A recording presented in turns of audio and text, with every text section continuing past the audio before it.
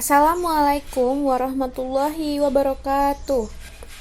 Perkenalkan, nama saya Anissa Wahyuni dari kelas R7D Pendidikan Bahasa Indonesia dengan mata kuliah Menulis Ilmiah, dosen pengampu Bapak Irwan Siagian. Baik, di sini saya akan membahas mengenai perumusan permasalahan penulisan manuskrip. Di sini terdapat 2 poin. Yang pertama itu penemuan permasalahan, yang di dalamnya terdapat cara-cara formal dan informal penemuan permasalahan. Lalu yang kedua, pengecekan hasil penemuan permasalahan. Poin kedua, perumusan permasalahan yang di dalamnya terdapat bentuk rumusan permasalahan dan karakteristik rincian permasalahan. Selanjutnya, saya akan membahas mengenai penemuan permasalahan terlebih dahulu. Kegiatan penemuan permasalahan didukung oleh survei perpustakaan untuk mengenali perkembangan bidang yang diteliti. Pengenalan ini akan menjadi bahan utama deskripsi latar belakang permasalahan dalam usulan penelitian. Permasalahan dapat diidentifikasikan sebagai kesenjangan antara fakta dengan harapan, antara tren perkembangan dengan keinginan pengembangan, dan antara kenyataan dengan ide. Sutrisno Hadi mengemukakan, yaitu mengidentifikasikan permasalahan sebagai perwujudan ketiadaan, kelangkaan, ketimpangan, ketertinggalan, kejanggalan, ketidakserasian, kemerosotan, dan semacamnya. Selanjutnya di sini, cara-cara menemukan permasalahan telah diamati oleh Buckley dan kawan-kawan yang menjelaskan bahwa penemuan permasalahan dapat dilakukan secara formal maupun informal. Cara formal melibatkan prosedur yang menuruti metodologi tertentu, sedangkan cara informal bersifat subjektif dan tidak rutin.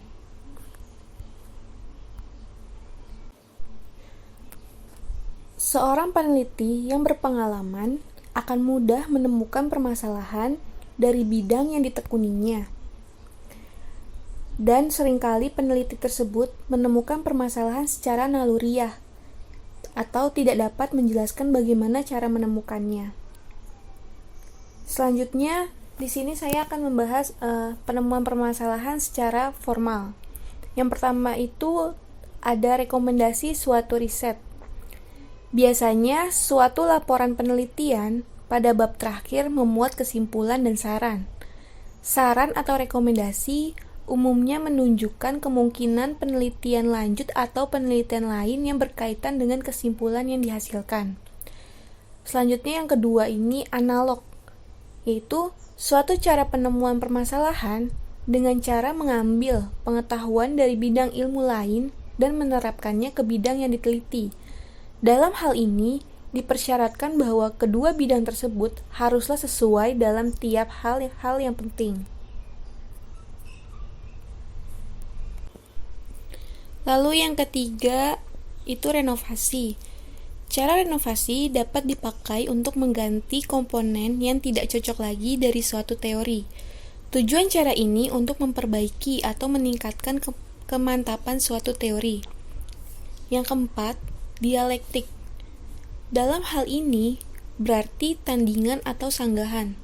Dengan cara dialektik, peneliti dapat mengusulkan untuk menghasilkan suatu teori yang merupakan tandingan atau sanggahan terhadap teori yang sudah ada. Selanjutnya, kelima itu ada ekstrapolasi. Cara untuk menemukan permasalahan dengan membuat tren suatu teori atau tren permasalahan yang dihadapi. Lalu yang poin ke-6 ada morfologi, yaitu adalah suatu cara untuk mengkaji kemungkinan-kemungkinan kombinasi yang terkandung dalam suatu permasalahan yang rumit atau kompleks. Selanjutnya yang ke-7, dekomposisi. Merupakan cara penjabaran atau pemerincian suatu permasalahan ke dalam komponen-komponennya. Yang ke-8 itu agregasi. merupakan kebalikan dari dekomposisi. Dengan cara agregasi, peneliti dapat mengambil hasil-hasil peneliti atau teori dari beberapa bidang atau beberapa penelitian dan mengumpulkannya untuk membentuk suatu permasalahan yang lebih rumit atau kompleks. Selanjutnya, penemuan permasalahan cara ilmiah. Yang pertama ada konjektur atau naluriah. Naluri menurut Buckley dan kawan-kawan merupakan alat yang berguna dalam proses penemuan permasalahan tanpa dasar-dasar yang jelas. Bila kemudian dasar-dasar atau latar belakang permasalahan dapat dijelaskan, maka penelitian dapat diteruskan secara alamiah. Perlu dimengerti bahwa naluri merupakan fakta apresiasi individu terhadap lingkungannya. Lalu yang kedua ada konsensus, juga merupakan sumber untuk mencetuskan permasalahan. Misalnya, terdapat konsensus bahwa kemiskinan bukan lagi masalah bagi Indonesia, tapi kualitas lingkungan yang merupakan masalah yang perlu ditanggulangi. Misal hal ini merupakan konsensus nasional. Yang ketiga ada fenomenologi. Banyak permasalahan baru dapat ditemukan berkaitan dengan fenomena, yaitu kejadian, perkembangan yang dapat diamati. Yang keempat ada pengalaman. Pengalaman merupakan sumber bagi permasalahan. Pengalaman kegagalan akan mendorong dicetuskannya permasalahan untuk menemukan penyebab kegagalan tersebut. Pengalaman keberhasilan juga akan mendorong studi perumusan sebab-sebab keberhasilan. Lalu di sini terdapat pengecekan hasil penemuan permasalahan. Yang pertama, pengecekan faedah ditelitinya suatu permasalahan dikaitkan dengan pengembangan ilmu pengetahuan dan atau penerapan pada praktek atau pembangunan. Ditanyakan, apakah penelitian atas permasalahan tersebut akan berfaedah untuk ilmu pengetahuan? Misal dapat merevisi, memperluas, memperdalam pengetahuan yang ada, atau menciptakan pengetahuan yang baru.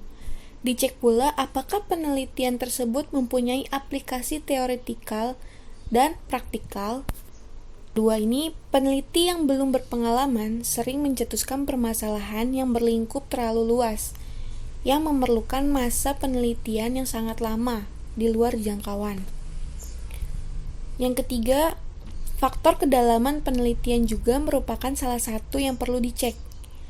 Penelitian bukan sekedar mengumpulkan data, menyusunnya dan memprosesnya untuk mendapatkan hasil, tetapi diperlukan pula adanya interpretasi atau pembahasan atas hasil.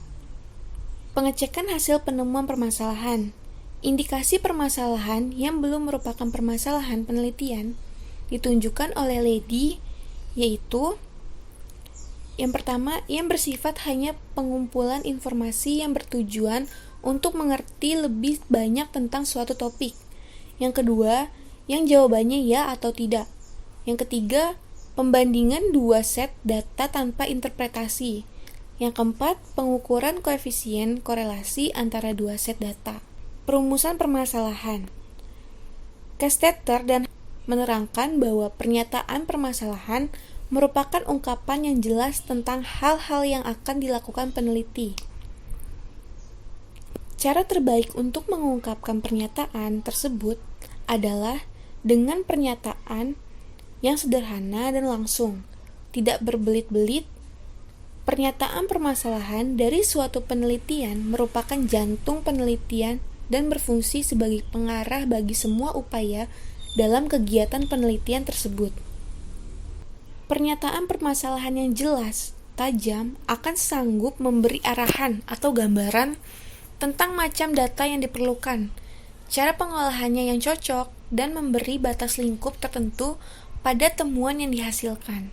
Bentuk rumusan permasalahan.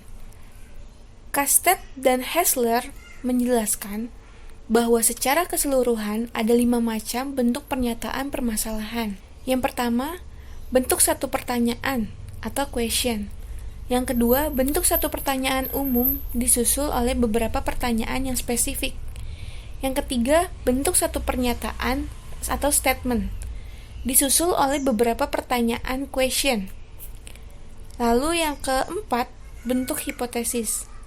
Yang kelima, bentuk pernyataan umum disusul oleh beberapa hipotesis. Nah, keterkaitan antara rumusan permasalahan dengan hipotesis dan temuan penelitian. Bila penelitian telah selesai dilakukan, maka dalam laporan penelitian perlu ditunjukkan benang merah atau keterkaitan yang jelas antara rumusan permasalahan dengan hipotesis sebagai jawaban sementara terhadap permasalahan penelitian. Rincian dalam permasalahan perlu berkaitan langsung dengan rincian dalam hipotesis. Dalam arti, suatu rincian dalam hipotesis menjawab suatu rincian dalam permasalahan. Demikian pula, perlu diperlihatkan keterkaitan tiap rincian dalam temuan sebagai jawaban nyata terhadap permasalahan dengan tiap rincian dalam rumusan permasalahan, baik permasalahan, hipotesis dan temuan sebagai upaya pengembangan atau pengujian teori berkaitan secara substantif dengan tinjauan pustaka, sebagai kajian terhadap isi kanzana ilmu pengetahuan yang berkaitan dengan permasalahan penelitian. Keterkaitan antara rumusan permasalahan dengan hipotesis dan temuan penelitian. Kaitan substantif diartikan sebagai hubungan isi, tidak perlu dalam bentuk keterkaitan antar rincian. Simpulan. Manuskrip yang dirancang untuk dimuat dalam jurnal ilmiah, selain ditulis dalam tata cara ilmiah, juga harus mengikuti pedoman yang dipersyaratkan oleh jurnal ilmiah yang dituju. Agar manuskrip yang akan dikirimkan sesuai kriteria dan diterima jurnal, setidaknya harus memenuhi 3 unsur, yaitu kesesuaian bidang ilmu, tata bahasa yang baku, serta gaya khusus atau gaya selingkungan yang dipersyaratkan oleh jurnal di mana manuskrip akan dikirim. Gaya selingkung sebuah jurnal ilmiah umumnya dinyatakan dalam lembar gaya atau diinformasikannya melalui petunjuk bagi penulis. Terima kasih. Sekian penjelasan dari saya, kurang lebihnya mohon maaf. Wabillahi taufiq wal hidayah. Wassalamualaikum warahmatullahi wabarakatuh.